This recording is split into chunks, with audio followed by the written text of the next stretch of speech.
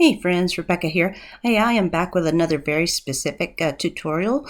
If those of you out there that might be learning OpenSCAD like me, I just want to go through another quick demo with you. I've been enjoying learning some new commands, and so this is a really cool tool that is, I'm going to call it just a random art generator.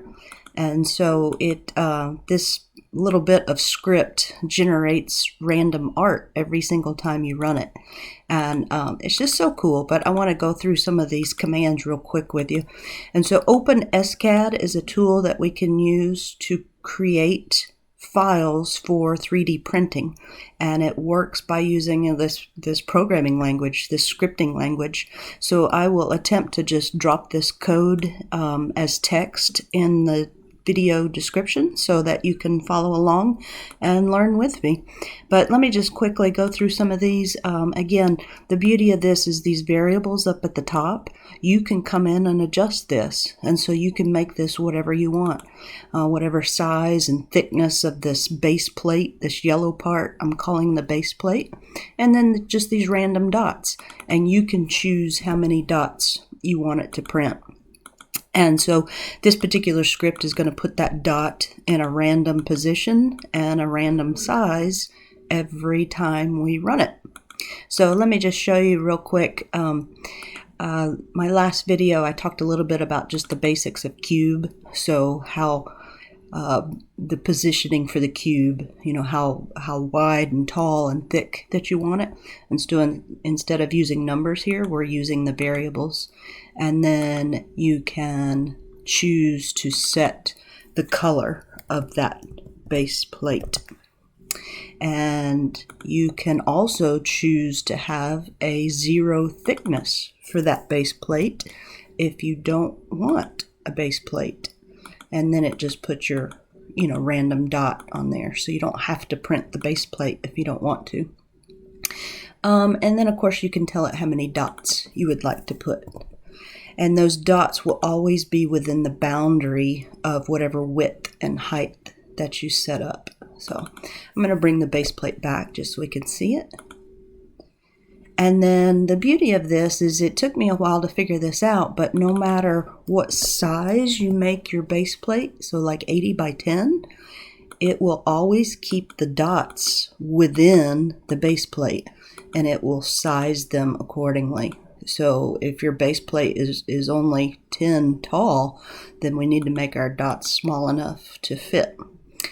And so you can play around with that, and you'll notice if I make my base plate quite a bit bigger, then the dots are able to get larger as well. And again, they're just random sizes for those dots. So very, very cool. It took me quite a while to figure all this out, but let me show you the basics of some more of these commands. Here we have an if statement. So if this is true, then do the rest of the script. So if you told me you don't want any dots whatsoever, then there's no need for us to go any further.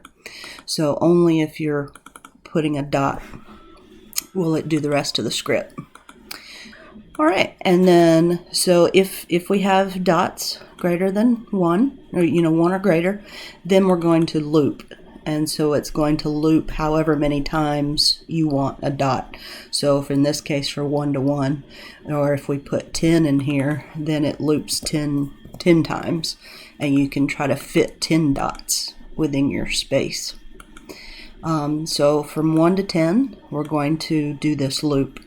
And this is a very cool statement. We've got kind of a complex thing going on here, and this is very similar to Python as well. So this sets a variable, and we're going to do a condition and then figure out based on that condition what we set the variable to. So if this condition is true, we're going to set the variable to this value. Otherwise, we're going to set it to this. And so what I'm doing here is I want to figure out which of these measurements is smaller, because that's going to dictate how big we can make the dots.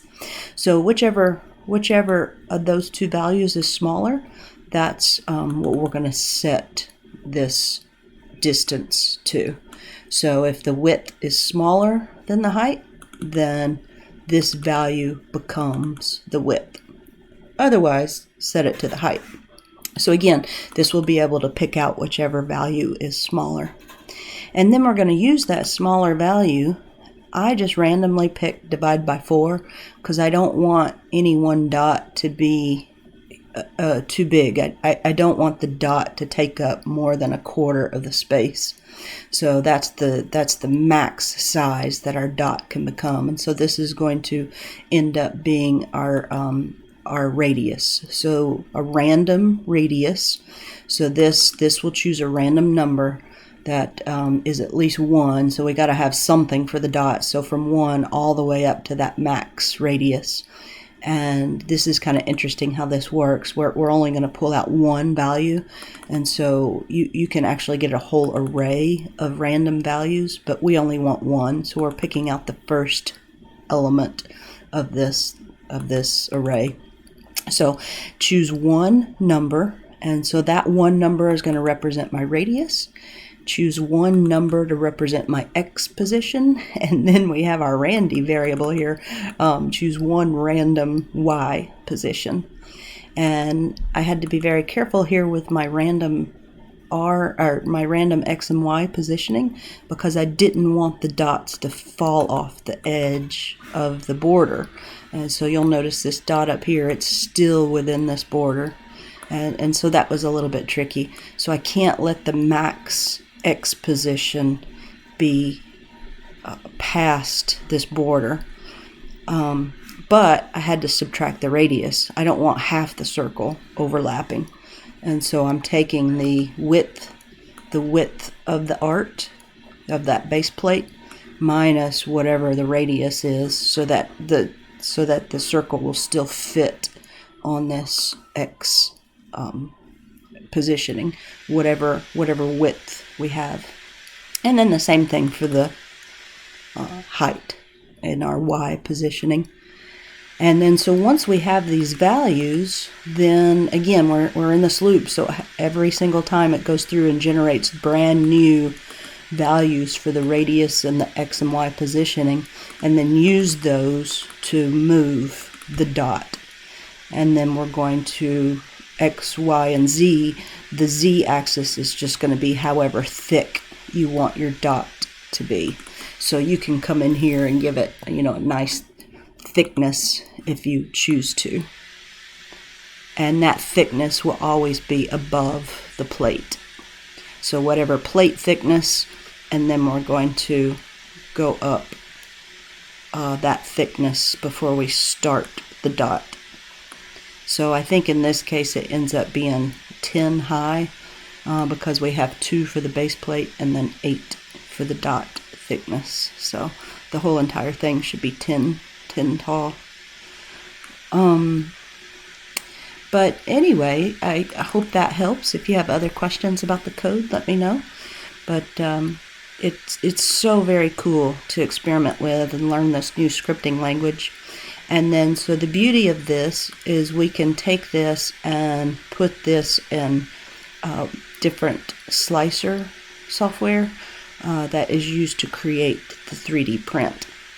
So I am going to be taking this and adding it to MakerWorld. Again, MakerWorld is the community that Bamboo Labs has created. And so they have a contest going on right now of what they're calling this OpenSCAD Master Challenge, and I'm going to upload this, and so you will be able to play with it in here. The problem is the color works great when you're in OpenSCAD, which you can go to openscad.org to get this software, and the color works great for the preview, but whenever you render this, the color makes no meaning. You can change the color when you actually do your print, so you have to do that in other software. So unfortunately, whenever I bring it into MakerWorld, you won't see the color, but it will definitely generate random art every single time you say generate. Now, if you want to make your base plate thickness back to 0, then you can see your dots, but again, that would just print random dots on your 3D printing plate. Now if you want to print them on top of fabric, like that tulle fabric, that would be pretty cool. But otherwise, if you want to make like a coaster, you would need some sort of base plate. So just have fun and play with that, and let me know what you think. And again, I'm going to enter this file into the contest, and you could use this for creating, you know, cool little random coasters if you want. But once you get a pattern you like, then you can download that and put it into your slicer software.